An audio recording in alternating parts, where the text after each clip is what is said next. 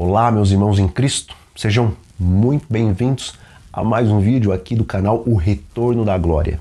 E o meu desejo é que a paz do Senhor Jesus esteja sobre cada um de vocês e sobre os seus familiares também, meus amigos. Amém? E, meus irmãos, se vocês ainda não são inscritos, então se inscrevam aqui no canal, ativem o sininho para não perder as novas postagens que saem todos os dias. E também não se esqueçam de deixarem nos seus comentários os pedidos de oração para que eu possa estar orando por vocês. E por favor, estejam orando uns pelos outros, porque está escrito, meus irmãos, muito pode a oração do justo em seus efeitos. E meus queridos, algo de interessante aconteceu lá no Japão nesses últimos dias. E o fato é que o rompimento de uma pedra que fica na região de montanhas em Toshiji, que é um local perto ali de Tóquio, no Japão, está então deixando a população que vive por lá preocupada. E isso, meus amigos, pasmem. Porque, segundo uma crença milenar deles, uma entidade maligna conhecida como demônio de 9 caudas, ou também como raposa de 9 caudas, foi aprisionada dentro dessa pedra, e agora que a pedra se rompeu, muitos então estão crendo que esse espírito está por aí à solta. Bom, essa tal pedra de origem vulcânica, ela se abriu então em 2 partes aproximadamente iguais e ela expele um gás venenoso, e pelo fato dela expelir esse gás, ela também é conhecida como a Pedra da Morte. E conforme a mitologia daquele lugar, quem entrar em contato com essa rocha, por fim, acaba morrendo. E veja, meus amigos, entre os japoneses, o espírito da raposa é um personagem que sempre acaba aparecendo em contos e também em mitos do folclore deles. E as histórias do Japão, elas indicam que esse demônio assumiu então uma forma feminina e que ele fazia parte de um grande plano para matar o imperador governante, que se chamava Toba, e que viveu entre 1107 e 1123. E enquanto parte da população está sim acreditando que o rompimento da rocha libertou este espírito da raposa, já outras pessoas, elas estão defendendo que esse demônio foi exorcizado por um monge budista que então espalhou os pedaços dele por todo o Japão. E lá no local da rocha, então, alguns turistas publicaram umas fotos da pedra rachada e também colocaram ali na foto uma corda que, segundo eles, seria o elemento usado no ritual do exorcismo que o monge fez. E, irmãos, só em uma postagem feita por alguém que se dizia arrependido e também todo amedrontado de ter visto aquela pedra, havia mais de 78 mil compartilhamentos e mais de 181 mil curtidas, e o número de visualizações chega aos milhões. E está escrito, meus queridos. Ora, o Espírito afirma expressamente que nos últimos tempos alguns apostatarão da fé por obedecerem a espíritos enganadores e a ensinos de demônios. Está em 1 Timóteo, no capítulo 4, e é o versículo 1. Amigos, todos nós somos descendentes de Adão e de Eva, e conforme o livro Patriarcas e Profetas, Adão contava a história da criação e também da queda e do prometido Messias para os seus filhos e também para os seus netos. E para confirmar a história, o Jardim do Éden ainda estava diante dos olhos de todos e o querubim guardião ainda estava lá na entrada do jardim. Contudo, mesmo com todas essas evidências, antes do próprio dilúvio, novas crenças e superstições foram criadas e os homens também já adoravam naquela época falsas divindades. Bom, depois do dilúvio, nem todos os descendentes de Noé continuaram no reto caminho e logo as falsas crenças, os folclores, as superstições e os cultos aos deuses pagãos se estabeleceram novamente. E vemos que, mesmo após Deus ter estabelecido os hebreus como povo que seria o detentor da verdade nesse planeta, ainda assim, os próprios hebreus deram ouvidos às doutrinas de demônios e crianças do povo de Deus chegaram a ser queimadas ao deus Moloque.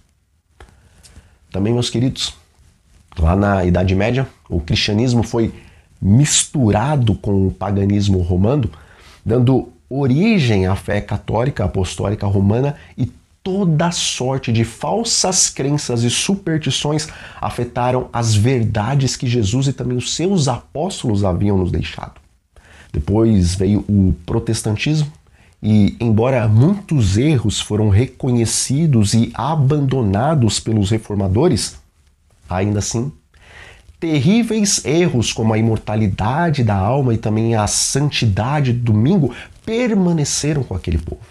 Contudo, lá em 1844, logo após a grande decepção dos mileritas, as colunas bíblicas da verdade começaram a ser reerguidas pelo povo do Advento, até que todas as brechas que haviam sido feitas na verdade foram então tampadas. E agora, Deus tinha um remanescente que poderia proclamar o Evangelho eterno a todo mundo. Mas, como nossa luta não é contra a carne e o sangue, em 1957, o inimigo das nossas almas incentivou que algumas doutrinas e também pontos de vista de vital importância para a conclusão dessa obra fossem então minimizadas ou debochadas no livro Questões sobre Doutrina. E hoje, meus amigos, dois grupos existem dentro da igreja com alguns pontos teológicos bem diversos, e isso está impedindo o povo que foi levantado para esclarecer o mundo e pisotear todo o folclore, crendice, superstição, erro e mentira. Isso está impedindo que esse povo venha concluir a sua obra.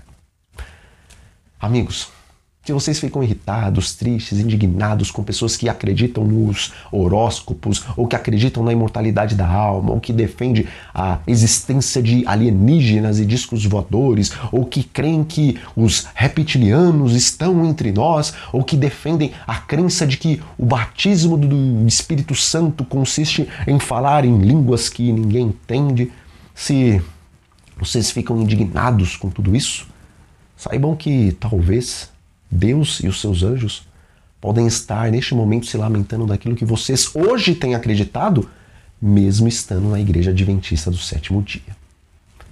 E diz o Espírito de Profecia: o inimigo das almas tem procurado introduzir a suposição de que uma grande reforma devia efetuar-se entre os adventistas do sétimo dia, e que essa reforma consistiria em renunciar às doutrinas que se erguem como pilares da nossa fé e empenhar-se num processo de reorganização.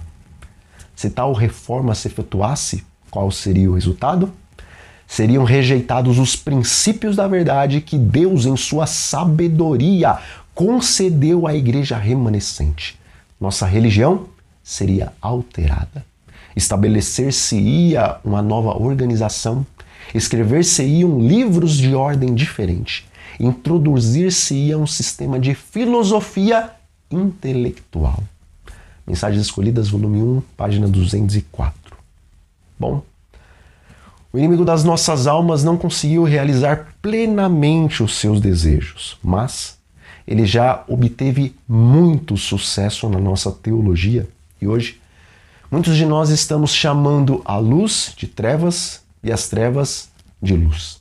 Portanto, meus irmãos, leiam e estudem muito a Bíblia em conjunto com o espírito de profecia e com um sincero espírito de oração e com súplicas ferventes, implorando que Deus não te deixe desviar nem para a direita nem para a esquerda do caminho, pois quando na palavra de Deus é dito que, se possível fosse, até os escolhidos seriam enganados, ali não está dizendo que os adventistas não vão ser enganados, mas ali está se referindo que todos aqueles que receberem o selo final, esses são os escolhidos que não vão ser enganados. Mas toda a classe de virgens loucas, esta não vai ser, mas já está sendo enganada. Bom, meus amigos, nós vamos ficando por aqui. E o meu desejo e também a minha oração é que o Espírito Santo nos guie em toda a verdade, para que nós não estejamos entre aqueles que serão enganados, tendo a verdade nas mãos. Então, um grande abraço a todos vocês e até a próxima.